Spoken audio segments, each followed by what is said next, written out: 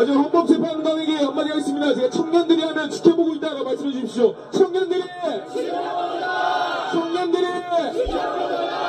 감사합니다.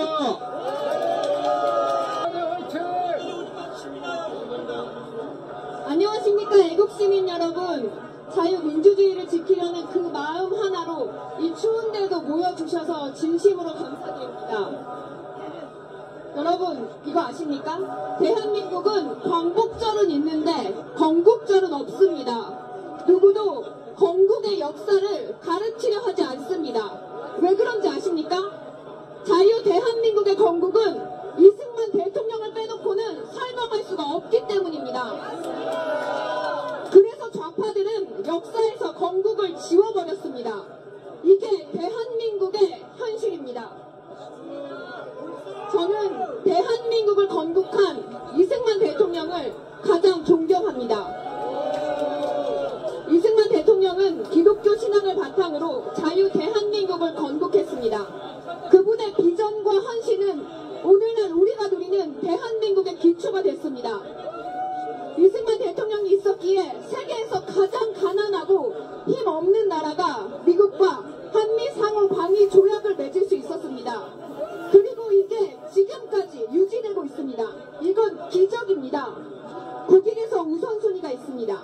안보, 힘, 번영, 명성의 순서입니다. 한미 상호 방위 조약이 없었다면 대한민국의 안보는 위협받았을 것이고 지금 우리가 누리는 경제적 발전 또한 없었을 겁니다. 그러나 지금 대한민국은 이승만 대통령이 세운 자유민주주의의 정신과 안보가 크게 위협받고 있습니다. 공산주의자들과 반이승만 세력들이 거짓 역사를 퍼뜨리며 대한민국의 정체성을 흔들어놨습니다. 그들은 대한민국의 건국을 부정하고 이승만 대통령을 독재자로 몰아세우며 자유민주주의의 체제를 파괴하려고 합니다. 대한민국은 제대로 된 역사를 배우지 못하고 있습니다. 그 결과 공산주의 세력들이 민주주의를 가장한 폭정을 행사하고 있습니다. 우리는 반드시 이승만 대통령의 자유민주주의의 정신을 되찾아야 합니다. 저는 이승만 대통령이 창립한 인하대학교를 다녔습니다. 제 학생 시절 참 이상했습니다. 분명 독재자라고 배운 이승만이 왜 인하대학교를 설립했는지 의아했습니다. 독재자라면 국민들을 멍청하게 만들고 똑똑한 사람들은 캄보디아 킬링필드처럼 처참하게 죽여야 합니다. 하지만 이승만 대통령은 그러지 않았습니다. 오히려 대한민국의 경제 발전과 산업기술 인재 양성을 목표로 하셨습니다. 그 증거로 인천에 미국 MIT와 같은 최고 수준의 학교를 설립하고 싶다며 인하대학교를 창립했습니다. 이승만 정신은 교육과 지식의 힘입니다.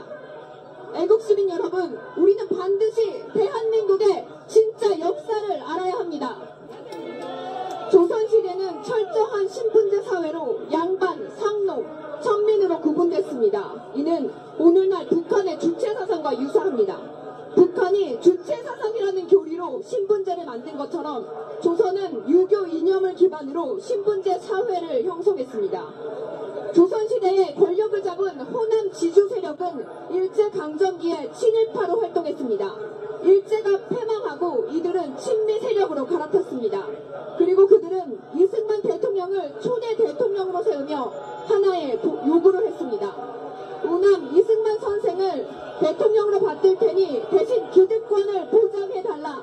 즉 조선시대부터 내려오던 신분제 사회를 신생 대한민국에서도 유지해달라는 겁니다. 이 신분제 구조가 의원 내각제입니다. 하지만 이승만 대통령은 그들의 요구를 받아들이지 않았습니다. 우리의 건국 대통령은 평생 신분제를 혐오하셨던 분입니다. 일제강점기 시절에도 너무 가슴 아프지만 일본 놈들로인데 양반 쌍놈제도가 없어진 건 속 시원하다라고 하셨을 정도였습니다. 그래서 이승만 대통령은 신분제를 원하던 세력을 철저하게 배척했고 그들과 약속을 지키지 않고 국민 편에 섰습니다. 이에 반발한 이 호남 지주 세력이 반 이승만 세력입니다. 여러분, 이 반 이승만 세력이 누군지 아십니까? 바로 오늘날의 더불어민주당, 더불어 공산당의 뿌리입니다.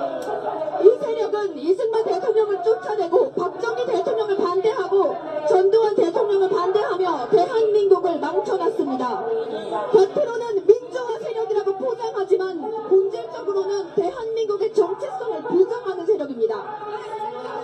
만약 이승만 대통령이 이들을 버리지 않고 기득권을 보장했다면 대한민국은 건국 당시부터 필리핀이나 중남미 국가처럼 부정부패로 망가졌을 겁니다. 그러나 이승만 대통령은 토지 개혁을 단행하며 대한민국이 공산주의로 넘어가는 것을 막고 자유시장경제의 기틀을 마련했습니다.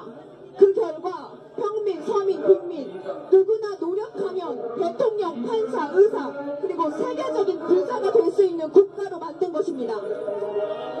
실제로 거지였던 현대 정주영은 세계적인 부자가 되었고 막노동꾼이었던 김철호는 기아 자동차의 창립자가 될 수 있었습니다.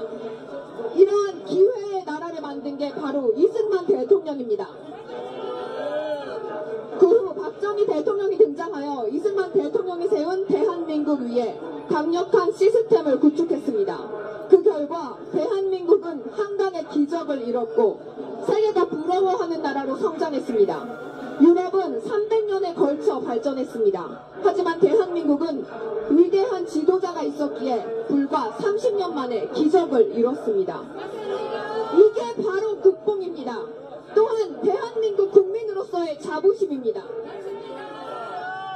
우리나라 국민이 특별히 뛰어나거나 똑똑해서 가능했던 게 아닙니다. 임진왜란 때를 보면 같은 조선수군이었지만 이순신 장군이 지휘하면 무조건 승리했고 원균이 지휘하면 무조건 패배했습니다. 또 같은 한민족인 북한을 보십시오.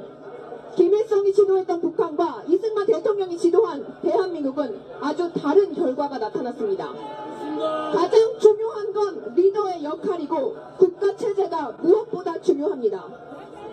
그러나 김대중이 들어서고 김일성을 찬양하는 주사파, 즉 운동권 세력을 정치권에 끌어들입니다. 이 운동권은 대한민국 정치권에서 더욱 강력한 영향력을 행사하게 됐습니다. 그들은 이승만 대통령의 정신을 지우고 역사를 왜곡하며 대한민국을 적파통일하려고 하고 있습니다. 또한 제주 4.3 사건 같은 역사적 사건들도 바로 보아야 합니다.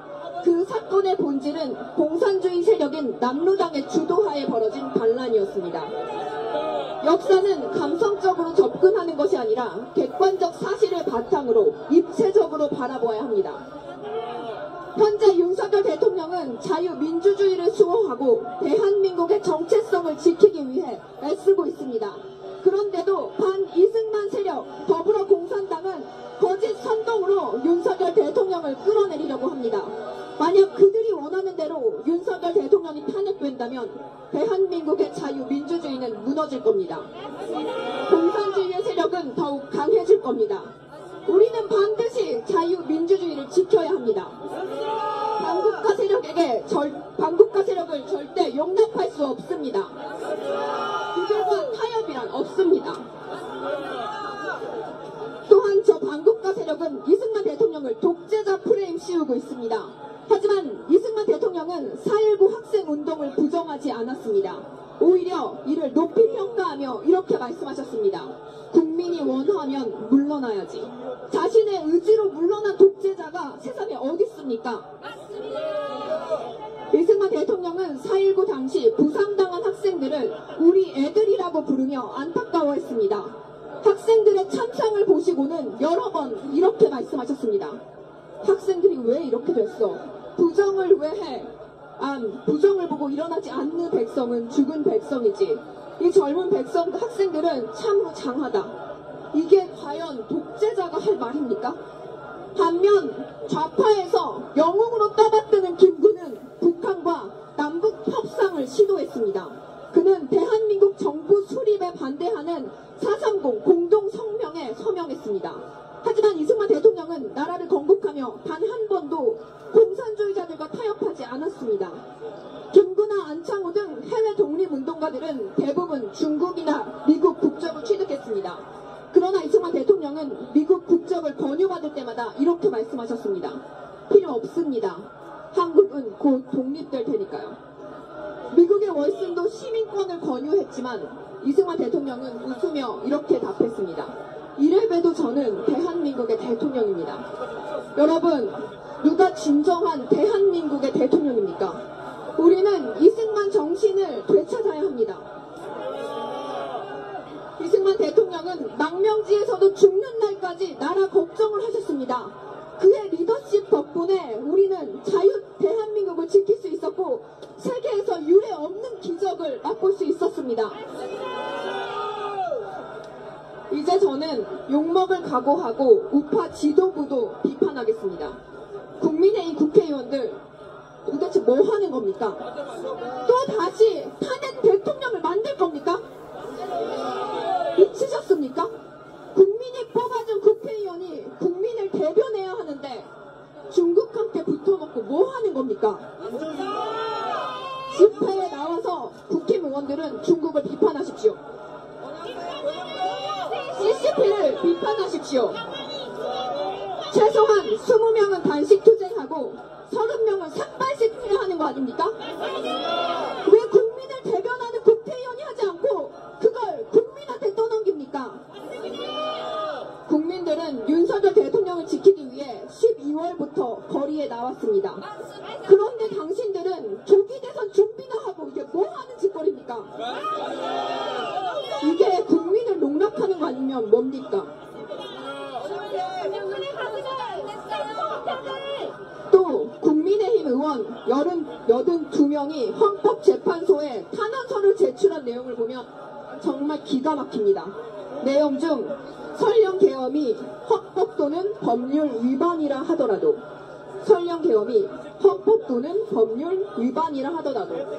여기서 설령이라는 단어를 넣었지만 결국 계엄이 헌법과 법률을 위반했다는 뜻 아닙니까?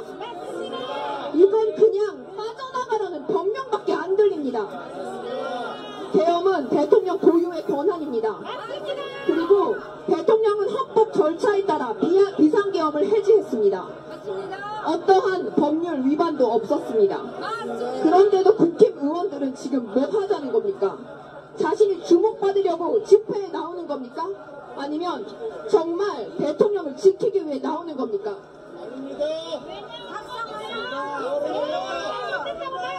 제가 이렇게 국힘 의원들을 비판한다고 우파 내부에서 분열을 우려하시는 분들이 있습니다. 하지만 진실을 외면하면 나라가 무너집니다. 지금 바로잡지 않으면 언제 바로잡려고 합니까? 대통령이 돌아온 다음에요? 그래서 박근혜 대통령 때는 잘 됐습니까? 이러다 대한민국이 중국에 넘어가게 생겼습니다. 그때 후회하면 늦습니다. 지금도 이미 늦었습니다. 이걸 우파 분열이다 뭐다 한다면 생각을 하십시오. 잘못된 건 잘못됐다 비판해야 합니다. 이게 우파 정신입니다. 그리고 저는 노무현 정신을 비판하겠습니다. 노무현은 한국 최초의 반미 대통령입니다. 미국 국방부 장관이 노무현은 정신이 이상한 것 같다라는 공식적인 기록을 남겼습니다. 그 정도로 노무현은 미국에 부정적이었습니다. 노무현 정신은 반미입니다. 노무현은 국가보안법을 폐지해야 한다는 입장을 밝혔습니다. 국가보안법은 독재시대의 낡은 유물이며 위헌이든 아니든 악법이라고 말했습니다. 노무현 정신은 국가보안법 폐지입니다. 차별금지법이 대한민국에 언제 생긴지 아십니까? 바로 노무현 때입니다. 노무현 이전에는 차별금지법이 없었습니다. 노무현이 공약으로 세운 게 차별금지법입니다. 노무현 정신은 차별금지법입니다.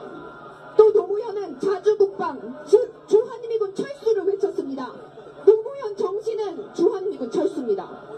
지금 우리가 배워야 할 정신은 이승만, 박정희 정신입니다. 노무현 정신은 좌파가 만들어낸 허상입니다. 그런데도 노무현을 공정과 상식을 추구한 대통령이라고 말 같지도 않은 그런 소리 하지 마십시오. 노무현 시대가 가장 불공정하고 못상식할 시대였습니다. 맞습니다. 대표적인 예가 바다 이야기입니다. 그리고 집회에서 우리가 이겼다 이러는데 우파가 집회로 무엇을 이겼고 무엇을 잃었습니까? 대한민국 교육도 좌파가 장악했고 역사도 좌파가 장악했습니다. 언론도 좌파가 먹었습니다. 또 출판계도 좌파로 물들었습니다. 법은 어떤가요? 지금 헌법재판소만 봐도 우리법 연구회가 장악했습니다. 하물며 북한 인권도 좌파가 먹었습니다. 대체 우파는 집회만으로 무엇을 이겼다는 건가요? 집회만으로 끝나는 게 아니라 전략과 전술을 쌓으시.